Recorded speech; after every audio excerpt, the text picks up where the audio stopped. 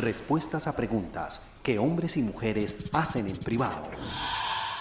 Me preguntan cuál debe ser la posición de los cristianos sobre la pena de muerte, ya que estamos viviendo épocas tan difíciles, tan tremendas, que vale la pena mirar qué dice Dios al respecto.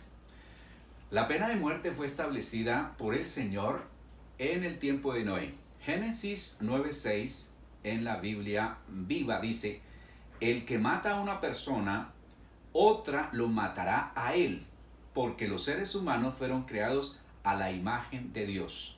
Fíjense que Dios no ordenó eso con Caín y Abel, lo ordenó después a causa de la violencia tan tremenda que había en esa época.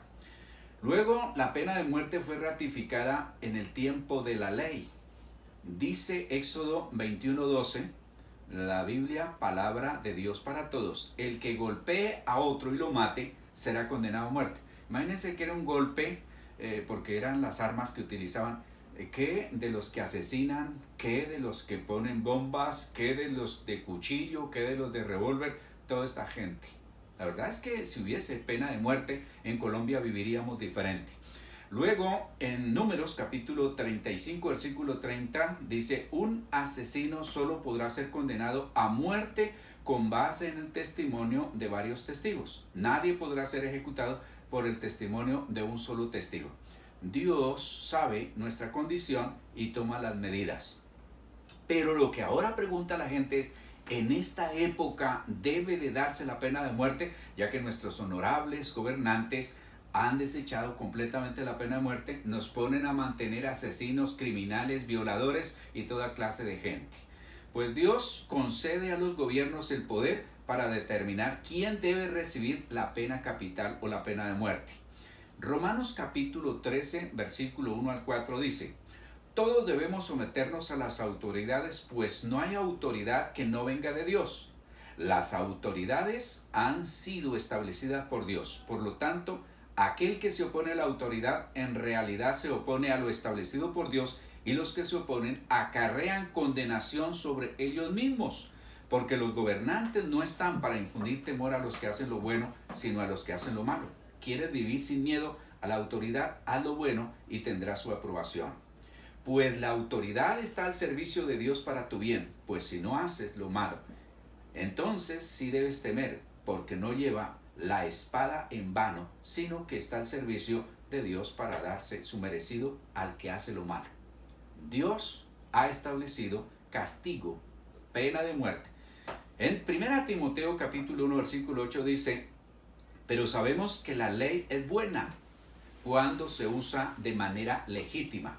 También sabemos que la ley no fue dada para el justo, sino para los transgresores o delincuentes o bandidos o pícaros y desobedientes, para la gente sin Dios y sin ley, para los impíos y pecadores, para los irreverentes y profanos, para los que matan al papá, para los matricidas, los que matan a la mamá, y para los que matan gente, para los fornicarios, para los sodomitas, esto es el movimiento homosexual, y para los secuestradores, para los mentirosos y perjuros, y para todo el que se oponga a la sana doctrina.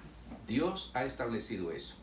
Ahora el Señor es el que dice que se debe hacer, porque debemos de recordar que Dios instituyó la pena capital.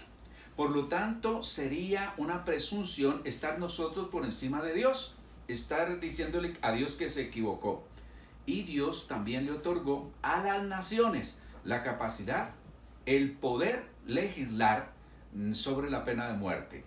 Mire lo que Dios ordenó por qué debía de morir la gente en el Antiguo Testamento.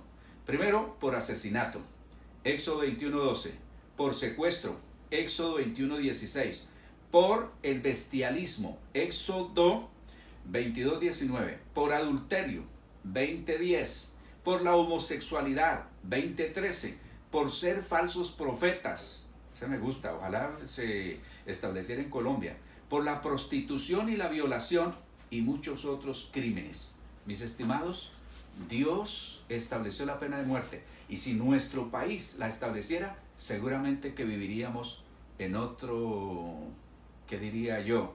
Otro ambiente. Bueno, estos son temas polémicos y me gustaría hablar con usted al respecto. Tenemos allí la información para que usted se comunique o nos visite. Que Dios los bendiga y hasta la próxima. Respuestas a preguntas que hombres y mujeres hacen en privado.